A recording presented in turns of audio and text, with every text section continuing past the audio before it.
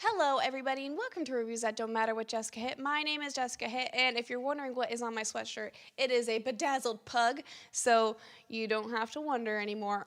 On today's episode, we are going to be talking the most disappointing films, in my opinion, of 2017. Now, these are not the worst films. These are just, in my opinion, like what either I was hyped for and it didn't really fire on all cylinders for me, or things that I really just didn't like whatsoever. Also, I would like to put out there that not all of these films are bad films. A lot of these I would actually probably watch again. They just didn't live up to my expectations. And also, I did not see like a crap ton of really bad films. Like, I didn't go and see Chips. I didn't go and see all of those types of movies, Rough Night, or any of those. So those aren't going to be on here. If you're wondering why something's not on there, I probably didn't see it. Therefore, this is not like a completely terrible list of movies. It is just movies that could have been so much better. At number 10, we are going to be talking about Fate of the Furious, which is a fine movie, sure, but I do think that, and this is nothing, of course, that the movie could do. I think that you need a Paul Walker type character in it. I think that the movie really misses him in a way, and also it felt a little too I don't know, maybe a little too spoofy. Like, it was almost spoofing itself. The best parts of this movie are The Rock and Jason Statham, which hopefully we do end up getting that spinoff with The Rock and Jason Statham's character, because I think that would be so cool. And quite honestly, I'm a little done with Vin Diesel and all of that. Like really, like, I'm over it. And even though this movie gives you a lot when it comes to, like, beefing behind the camera and a lot of, like, juicy gossip, I don't need to see, like, come on. This movie could have been better. It could have gone along the lines of like Fast 5 and 6 and 7, but it didn't. It kind of went back to Too Fast, Too Furious, which is a really bad thing to say. Needless to say, though, I will watch the 9th one, Fast 9. I will 100% watch it. At number 9, I'm putting Kong Skull Island, and if you know me, I was very excited for this movie. And even if you watch my review, I was pretty forgiving on a lot of the stuff that didn't quite work in the film. While I think that it's visually stunning, and I really like the way it was shot, the color concepts in it, it just felt like it was missing a lot of heart. I do like how they kind of make Kong the good guy in this, especially if you're going to put Kong against Godzilla. You do need someone to kind of root for, which I'm assuming would be King Kong. It's just always a little disheartening when you see the majority of the humans be bad people, you know, and like there's so little people. It's like an Avatar when there's only like a core little amount of people out of everybody that's on Pandora and on this planet that are willing to help out these creatures that aren't doing anything wrong. Like, it really bugs me. And so that was kind of an issue. Also, the villains in this film, like Samuel L. Jackson was just kind of, I don't know, there was nothing special about him in it. And number 7 is going to be Netflix's Death Note.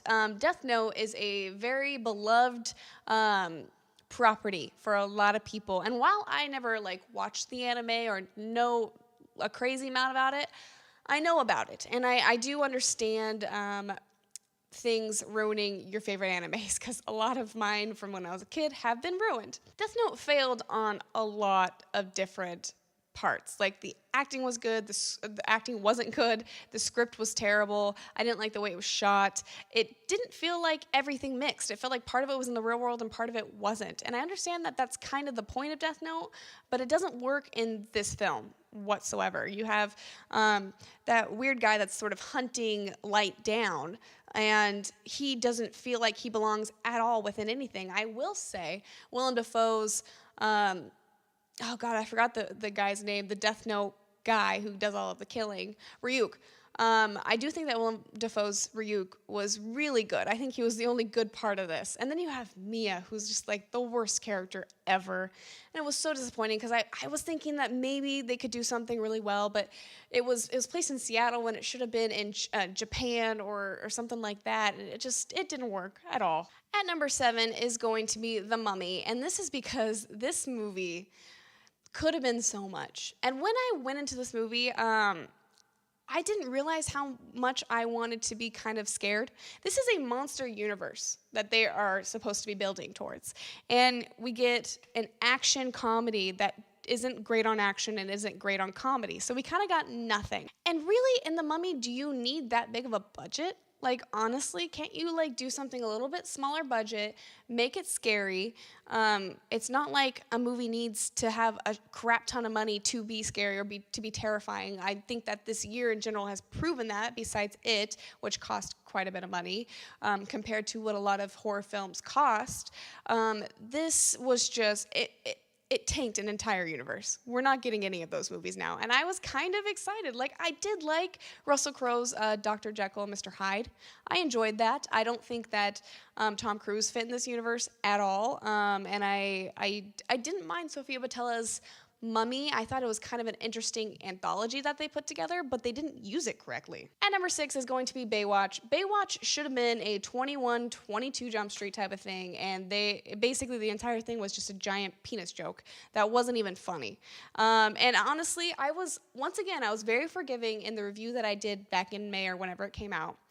But this movie, just like the more and more I think about it, is like more and more disappointing. You put in The Rock and Priyanka Chopra and Zac Efron and Alexander Daddario, who are all very good at what they do, and you give them the worst script ever. And it's just, they were trying to be self-conscious and like know what they were, but they didn't. They still didn't. And at number 5, and this one is not going to go over well, and I'm already expecting a lot of hate in this comment section, but is going to be Guardians of the Galaxy 2. Now, if you know me, you know I did a March Marvel Madness where I reviewed all of the Marvel films and then I ranked them all, and my number 1 was Guardians of the Galaxy. So going to this film, obviously my anticipation for it is sky high. Like higher than probably anything this year was Guardians of the Galaxy 2. And I came out of it and I liked it. I thought it was a perfectly fine movie. I was probably pretty nice about it in my review as far as I can remember. But the more and more I think about it, the more and more disappointing it was. Like, it just treaded no new ground, and Kurt Russell's ego was a fine villain. It definitely wasn't a bad villain, I will say that. Like, he did perfectly fine, but then you make, like, Rocket Raccoon into really unlikable character, and he was my favorite from the first one. I think Baby Groot was fine. I think that they pushed the Gamora and Star-Lord romance a little too much. I mean, and then there was that weird sort of thing happening between Mantis and Drax, the Destroyer, which you don't know if it was romantic or just friendly or if it was like daughter and father type of thing. Like, you just had no clue what was going on with that.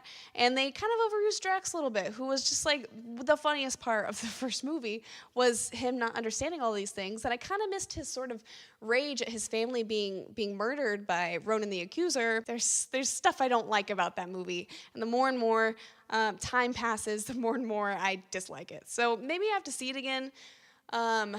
But that's going to be a while. It's on Netflix, and I've been avoiding it. So that's how I feel. At number 4 is Kingsman: The Golden Circle, which, again, my review was more forgiving, but the more time passes by, the more I realize it was really just crap. Like I said in my review, this was not a sequel to Kingsman, in my opinion. It felt like the 3rd or 4th film in a sort of series of movies, a franchise. And, I mean, they kill off everybody from the Kingsman besides Merlin and then, of course, whatever his name is, the main guy, Taron Egerton's character, Eggsy. And none of it matters because we don't know any of these people. Like, we know Roxy a little bit, but why don't you introduce these characters and then kill them off so we care about it? Just kind of felt like a lot of lazy story writing. At number 3 is not going to be surprising to anybody who watched this review. It is Justice League. We deserved so much more and so much better than what we got from this. And whether or not you can sit there and say that Zack Snyder had a better version of the film than this weird hybrid that we got of Snyder and Joss Whedon, you don't know that. No one knows that. And quite honestly, I don't have faith in Zack Snyder. I don't. I really don't. This movie should have been scrapped way ahead of time. They should have not even started filming it after BVS and the press that was behind that. They needed to regroup, and they didn't. And that's their own damn fault. And quite honestly, right now, all I'm interested for the DC universe is to start creating these characters little by little. I want to see the Aquaman thing. I actually think that Aquaman's going to be a very good movie next year. I haven't heard anything bad news about it. The stuff I did see of Aquaman and Atlantis in Justice League interested me. I want to see Wonder Woman 2. I would love to see a Cyborg film. I would love to actually see their original idea of putting Cyborg and Flash together in a sort of buddy cop comedy type thing. Or at least pairing up for the movie. We've been introduced to these characters. Why not put them in a movie together? And I'm interested to see what happens with Batman. I'm ready for Ben Affleck to go. He doesn't seem like he wants to be in it. So let's get a new one. Whether or not we replace him with a different, like, just replace him with, I don't know, John Hamm as Batman, or if we go Nightwing and do like Armie Hammer or something like that. I don't know. It's a mess. Justice League was a mess. And you can yell at me in the comments, but it was. At number 2 is going to be a very surprising choice that I did not review, so you probably don't know that I watched this, but it's called Battle of the Sexes with Steve Carell and Emma Stone. And I did not like this film at all. I really disliked it. Maybe I thought I was going to get something more than what we got. Now, if you don't know what this film is, Emma Stone plays Billie Jean King, and Steve Carell plays Bobby Riggs, I believe it is, and they do that famous Battle of the Sexes tennis match where Bobby Riggs said that a woman could never beat him and blah, blah, blah. And I went in thinking that it was going to be political and it was going to be about the time and it was going to like really explore these sort of gender dynamics in a sport that really, in my opinion, should have nothing to do with gender. And it kind of did, but it never fully did what I wanted. And while it was a very personal portrait of Billie Jean King, and they did it in a really sweet way, it's still like I really, really think that they missed the mark on this film. At number 1 is quite possibly the worst movie I have ever seen, and that is the new Netflix movie called Bright. This was getting bad reviews right before it came out, when they started, I think, sending it out, screeners out to a lot of reviewers. And I was like, it can't be as bad as everyone's saying. And then I turned it on, and within the first 5-10 minutes, I was like, this is terrible. This is so almost offensive at how bad it is. I mean, it tackles race relations in such an insensitive and degrading and just like dumb and stupid way that I cannot believe that this movie even got made. I really cannot. Every character in this movie is completely unlikable. Even the one that you're supposed to like is unlikable because he's a doofus. They don't even make the world seem interesting enough to be like, well, there could be a lot of like interesting anthology in it. No, there's not. I hated this movie. I absolutely hated. Like, it is the worst movie to come out this year that I've seen. Of course, I haven't seen the Emoji Movie or anything like that, but this movie I absolutely despise. I hate it. I cannot believe that it was ever made. I cannot believe that some of those actors signed on to it, including Will Smith and Joel Edgerton, who are great actors. I cannot believe it. Of course, Will Smith only did because it was David Ayer directing it, who did Suicide Squad with him, and it's just like, oh. And you know what? Since you've lasted this long in the video, I'm going to tell you a little secret. I can only get through half of Bright. And I am not somebody who will just turn off a movie in the middle of it. I usually like to watch it to the end. Maybe it's redeemable. This movie's not redeemable. I could not do it. I did not want to waste 45 more minutes of my life on this movie. So there we go. Those are my top 10 most disappointing movies of 2017. Yeah. That was that. God, I hated those movies for the most part. Some of them were okay. I'll watch them again. But still. So, they just anger me now that I'm thinking about it, and I'm angry now. Anyway, I hope you guys liked the video. If you did, give it a thumbs up. Comment down below what are your thoughts on some of these movies. I know some of you probably are going to be like, why is this movie even close to being on this list? But remember, I have not seen a lot of the really terrible movies from this year. I was like, I'm not going to waste my money on it. Also, don't forget to subscribe. I make videos Monday through Friday. And I will be putting out a most anticipated of 2018 movie list, as well as a lot of reviews from movies that I have not been able to put up yet. So, I will see you tomorrow.